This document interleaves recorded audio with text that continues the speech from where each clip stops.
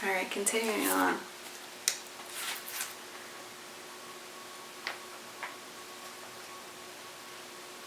I guess I should have found my place before I continued on. Just kidding. Alright, I think I have it.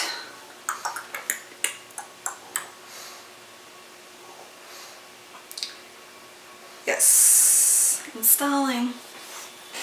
This is probably the single most important principle in the dream work that determines whether you find the wisdom in your dreams. Sorry. Okay, I'm just going to start with this paragraph. If it reviews anything in the last video, we'll just consider it a review. In this situation, the dreamer has several things to understand. First, he needs to see that he has an inner wife who is distinct from his outer wife and lives in the inner world and is a part of him. Then he needs to stop blaming his physical wife for his conflicts with his inner wife, which turn out to be conflicts within himself. Finally, he needs to take his inner wife, his inner feminine, seriously. He needs to try to understand what part of himself she represents and what it is that she is trying to communicate to him. And that was reviewed in the last video, but I do want to make a correction there too. Like, he distinguishes right here that in the man's dream, where he's dreaming of his wife, she is a symbol of the feminine aspect of him, which needs to be acknowledged, respected, and is trying to tell him something. So on an internal level, he needs to address his internal feminine energy to get to a place of harmony with his masculine feminine energy, which is within each and every one of us. So when I had a dream of my husband, he was a symbol of a masculine energy, which I also need to attribute to a jealous streak that I had. Very jealous. I had a jealous tendency in me, and that was coming through, and I needed to balance it and harmonize that masculine energy into a more flowing feminine understanding of the situation. So that's also important. So the symbols can be either masculine or feminine. It's not necessarily that feelings of insecurity or whatnot, or one or the other. I hope that makes sense. So here we are from here. This is probably the single most important principle in dream work, the one that determines whether you will find the wisdom in your dreams. We have to recognize that dreams are intricate tapestries of symbolism, and each image represents something going on within our own selves.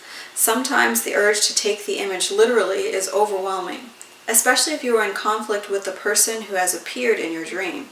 We want to use the dream as an excuse to blame the external person or to congratulate ourselves on how right we are. But if we resist that temptation and instead look for the quality inside ourselves that the dream speaks of in symbols, we learn amazing things about ourselves that we could never otherwise have seen. Connecting images to specific characteristics. Probably the most immediate and practical way to connect a particular image to yourself is to ask what traits you have in common with the image. What are the main characteristics of the person in the dream? How would you describe his or her character and personality? Where do you find those same traits in you? If the image is of an angry person, where do you find an angry quality in you? If it's a happy-go-lucky, where do you find that same quality in yourself? We all have a set of fundamental characteristics from which everything else in our personalities derive. These basics include our feelings, belief systems, attitudes, and patterns of behavior, and the values we adhere to. All these traits show up in our dreams and can be identified if we look for them. Every dream is a portrait of the dreamer. You may think of your dream as a mirror that reflects your inner character, the aspects of your personality of which you are not fully aware. Once we understand this, we can also see that every trait portrayed in our dreams has to exist in us somewhere, regardless of whether we are aware of it or admit it. Whatever characteristics the dream figures have, whatever behavior they engage in, is also true of the dreamer in some way. By this, I don't mean that the trait or behavior shown in the dream is literally true of the dreamer exactly as it is portrayed in the dream. Dreams often speak in extremes. They try to compensate for our lack of awareness of a quality by picturing it in extreme, dramatic imagery. For example, if there's a thief in your dream, it doesn't literally mean that you are a thief. The dream uses this dramatic image to get your attention and tell you that you need to wake up to something inside of you. It may be that you have been dishonest with yourself in some way. If so, you need to be aware of it and deal with it. But the image of the thief may also mean that you have repressed some fine quality of yourself, figuratively locked it out of your life, and the only way it can get back into your life is to break in like a burglar. Because we often repress the best parts of ourselves and think of them as negative qualities, some of the richest parts of the self, even the voice of God itself, can only partake in our lives by stealing our time, stealing our energy through compulsions and neurosis, and slipping into our lives in the unprotected places where our guard is down. And here is an excerpt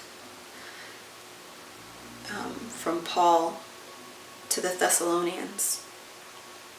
Of the times and seasons, brethren, you have no need that I write you. For yourselves know perfectly that the day of the Lord cometh as a thief in the night. And thief in the night is italicized for emphasis. Our egos divide the world into positive and negative, good and bad. Most aspects of our shadows, these qualities that we see as negative, would in fact be valuable strengths if we made them conscious. Characteristics that look immoral, barbaric, or embarrassing to us are the negative side of the valuable energy, and negative is in quotes. A capacity we could make use of. You will never find anything in the unconscious that will not be useful and good when it is made conscious and brought to the right level. What part of you will be hidden behind this symbol, the thief? Perhaps a lively trickster with all sorts of surprising talents. Perhaps a juvenile delinquent in you who has never been allowed to grow up and put his heroic urge into something useful and mature. Perhaps it is Dionysus, who has had to hide out in the unconscious because you have no natural place for his ecstatic and lyrical spirit in the midst of your purposive life. Only you will be able to say what part of you is represented by this symbol if it appears in your dream, for it is your own unconscious that holds the clues. But you may be sure that if you give it its place and hear what it has to say, it will be revealed as a valuable part of your inner self. Curiously, people usually resist their good qualities even more emphatically than they resist facing their negative qualities. There may be a character in your dream who behaves in a noble and courageous way. Since that inner person is part of you, its qualities are also yours. So long as you are facing your negative and immature traits squarely, you also have a duty to acknowledge the fine qualities in yourself and to live them consciously. Looking at beliefs, attitudes, and values. Our dreams constantly speak to us of our beliefs and attitudes. They are of such crucial importance because they largely determine what we do, how we relate to people, and how we react to most situations. Most of us are not remotely aware of how much we are controlled by our beliefs, even less aware of how unconscious our attitude systems are. No one decides what beliefs and attitudes he or she will start off with. We all begin our lives with a set of attitudes that are dictated to us by the world outside us, family, tribe, or society. Generally, we don't know we have them. If we are consciously aware of them as our beliefs, we assume that they are right. It rarely occurs to us to question them. This makes me think of the American belief system, where and I really want to travel the world to talk to people just about being American, which I'm sure they would expect or see coming, not about being an American, but being an individual in America where there is an American perception outside. So basically, people in other countries you hear often that they think of Americans as being very rude because we're very direct, very blunt. We talk fast. It's all about time is money. We are very materialistic, not very spiritual. If you go to a country that has deep roots of culture and reverence and respect for things, they might see how we are very abusive to those things, to those values, because we look at something as how we can profit from it, or we would go to a sacred place and just run all over and pick things up and touch it and move it around, and they say, no, that's sacred. Slow down, experience this, respect this.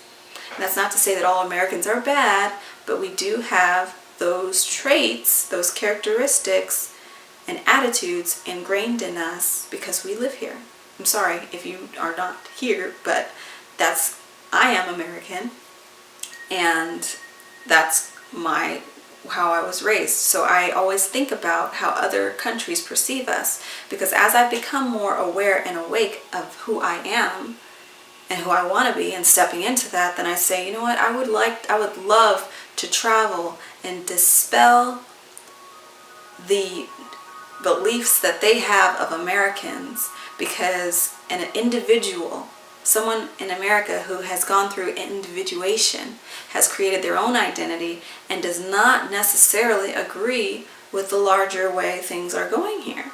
Just like even within our own country, people will say, if you're in the Midwest, then they think, oh, Californians.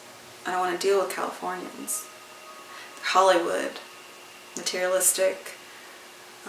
They say like all the time, these perceptions that we have, these ideals of a people in a group, when they are actually just adopted unintentionally, just by where they were born and how they were raised. And if we learn to do inner work, we can separate ourselves and become that individual within that group, and then start to recreate what the group wants to be represented as. And I think a lot of Americans would like to band together and create a new image of what we stand for, what we believe, that can be shared with the world, because a lot of the actions that maybe our government takes are not things that we are exactly in harmony or alignment with. And so the mass perception that it's something that we've chosen, it isn't. And so that would be very interesting to do, to create a new American ideology or framework that we consciously choose to be represented around the world, and to see how they, interact with us, knowing that we've taken our identity back. Anyways, moving forward. No one decides what beliefs, attitudes he or she will start off with. I read that paragraph, so moving down. At a certain point, our dreams begin to challenge them and point them out to us. For the process of inner growth demands that we examine consciously everything that motivates us. If you look at the belief systems floating around in your dreams, you may find a power-mad dictator, a great general, a saint, or a sage living in you, with a complete matching set of attitudes. When this image appears, you should ask, what set of beliefs, what opinions does this character function out of? Do I unconsciously hold that same opinion without realizing it? Napoleon would represent a particular set of beliefs, a point of view about the nature of reality. The image of Gandhi symbolizes a completely different attitude about life, people, and power. You may find both coexisting inside you. A liberal young man who believed that he had no interest in worldly power but only in service to the poor had the following dream on the day he received his professional license. Here's the dream. When I walk to the place to keep my appointment, it turns out to be a used car lot. I stand on the sidewalk. Suddenly, Richard Nixon walks up. He seems to be a salesman. He slaps me on the back and says, "All right, let's see some enthusiasm. If you're going to be a real professional, you've got to start learning the basic tricks for manipulating people. Learn to think positive, put on a suit, look the part, feel the part. Get out there and sell yourself. That's the way to success." To the dreamer, this dream was extremely sarcastic, as dreams often can be. In his conscious attitudes, he disliked politicians, people who grasped after worldly power or used motivational techniques, euphemisms for manipulating people through the hard sell. But here in this dream, he found that he not only had a hidden power drive, he also had a whole belief system living in secret within. In spite of himself, he secretly believed, or part of him believed, in getting ahead, going after rather cheap versions of earthly power and using Madison Avenue hype and manipulation charm to get there. There was no mystery about what this dream was saying. The dream figure obligingly detailed the attitudes he stood for, much to the dreamer's chagrin.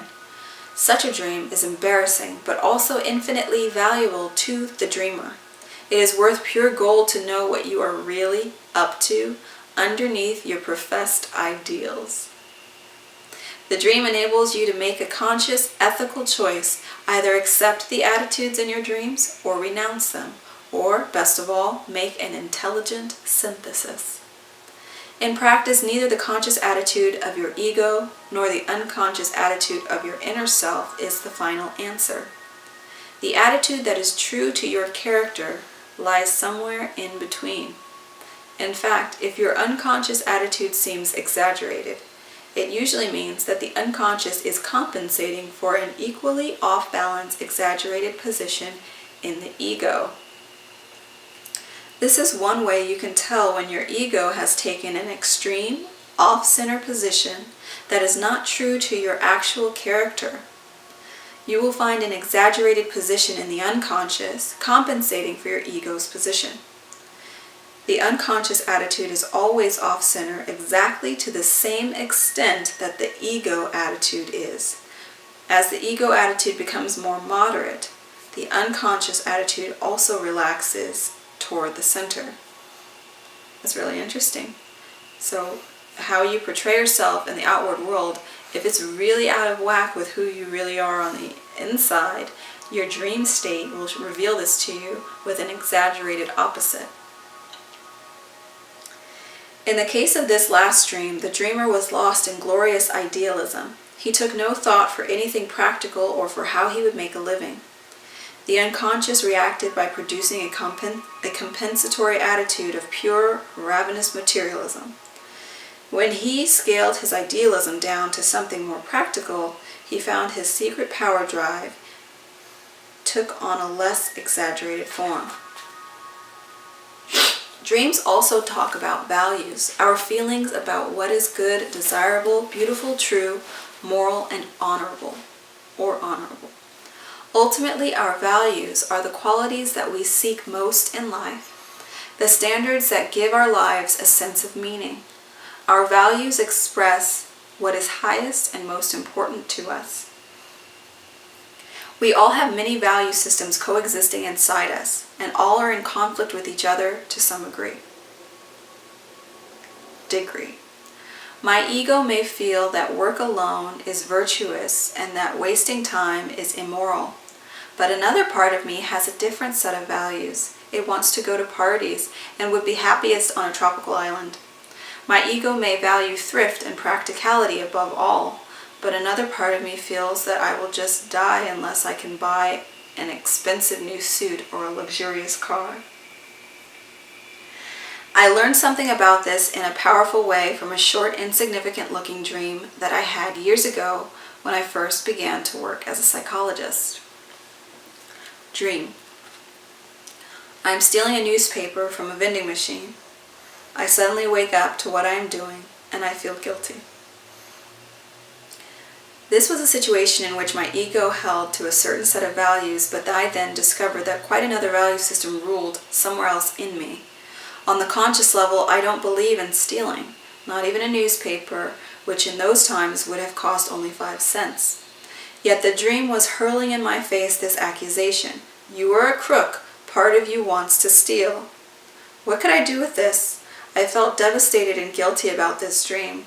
I tried to find where in my life I was unconsciously stealing. Finally, it occurred to me to look more closely at the other details in the dream. What about the newspaper? I mulled it over. What does the newspaper represent? To me, it represents collective platitudes, collective opinions, gossip, scandals raked up to serve as news and propaganda. I saw that I was stealing something of very low quality, at least in the view of my unconscious. The dream objected to what I was stealing as much as to the act itself. Finally, I made the connections. At that time, I was just starting in my profession. I was very unsure of myself.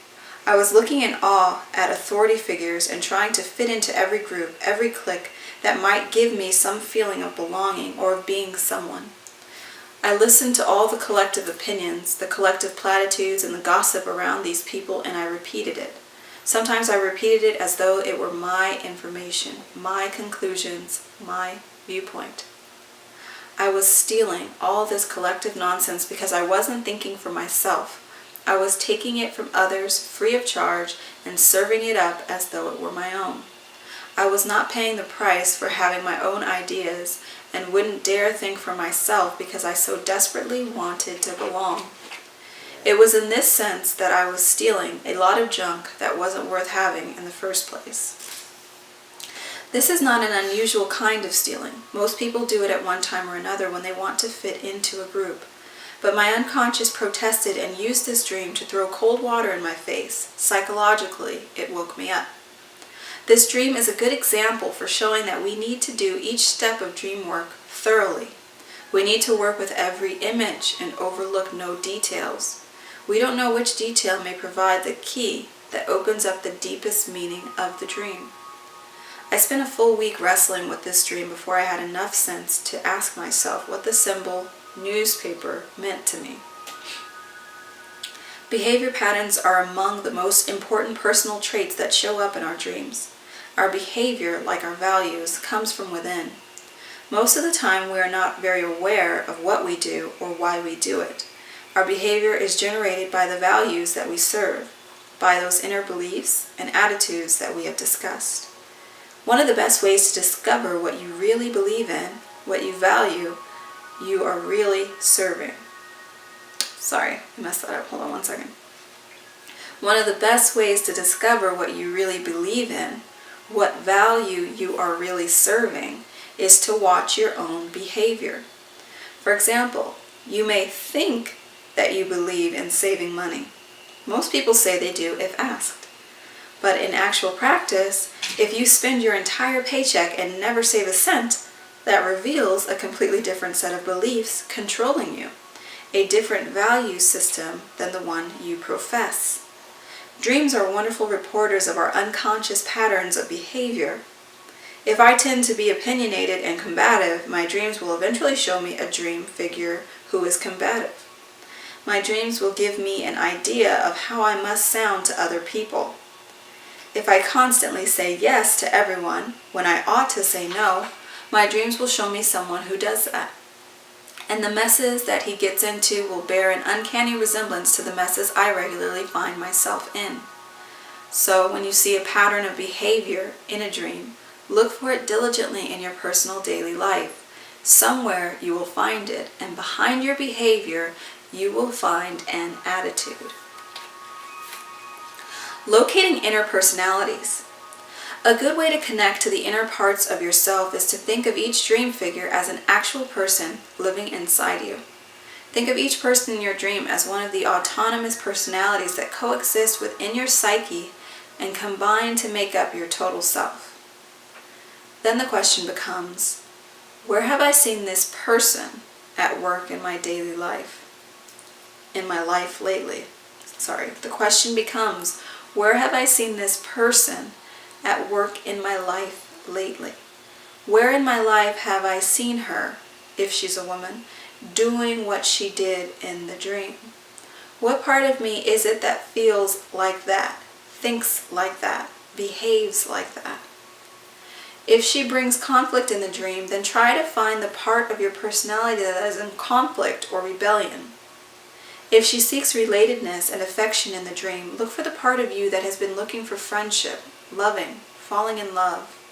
If she pulls you out of the gutter, as did the girl with the sparkling eyes in the dream that follows step 3.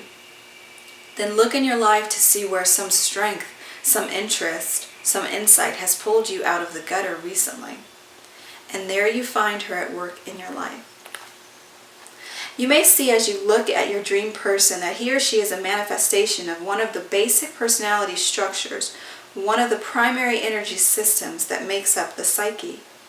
A woman in your dream may exactly fit the description of the shadow if you are a woman, or fit the description of anima if you are a man. This discovery will give you some added hints about where you can expect to find this inner person in action in your life. But if a man, for example, finds that a dream person is his anima, his work does not stop there. He has to find specifically where she is active in his life. He has to find the feelings he has felt, the flow of fantasy that has seized him, the mood he has been in, the encounter with the inner world, whatever it is that shows exactly what has been going on in his life that he associates with the soul feminine. It is a mistake to jump to conclusions and call your inner person anima or shadow, or one of these terms if you are not really sure. For every dream person who fits clearly within one of the archetypes, there are many others who do not. They are just persons in your dream. In that case, don't force them into a mold. Let them be who they are. In order to find this dream person inside yourself, a good place to begin is to make a description. Write out what kind of person you think this is, what the person's main characteristics and personality are, what the person wants and means to you. Then you can look for the part of your personality that matches the description. If the person is intolerant and moralistic, you look for the part of your character that is intolerant and puritanical. There you will find your dream person living in you and through you. Often your dream gives the person a name. If not, you can invent a name that seems to capture the person's character. Or you can use a descriptive name. If it is a masculine figure, it may be brave warrior, wise elder, old miser, sneaky crook, juvenile delinquent, young prince, trickster, tribal brother.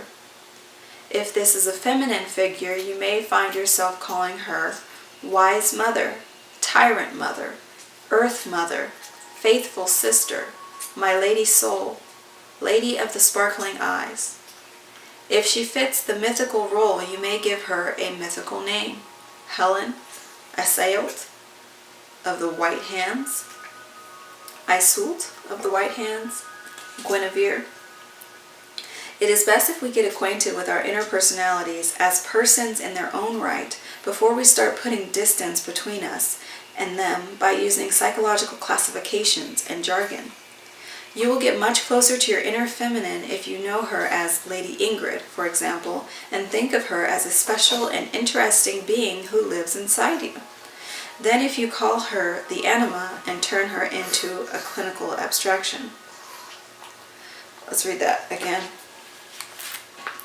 You will get much closer to your inner feminine if you know her as Lady Ingrid, for example, and think of her as a special and interesting being who lives inside you than if you call her the anima and turn her into a clinical abstraction. Thus, if a feminine figure appears in a man's dream, he should not start describing her from the standard texts on anima.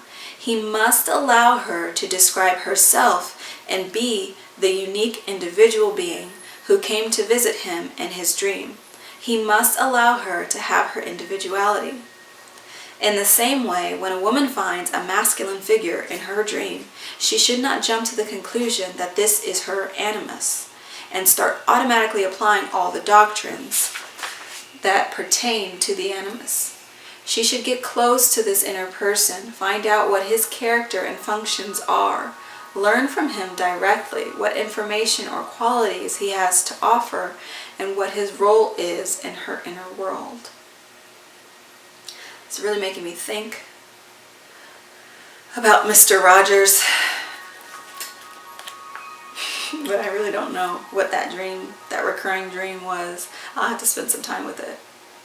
Mr. Rogers haunting my dreams.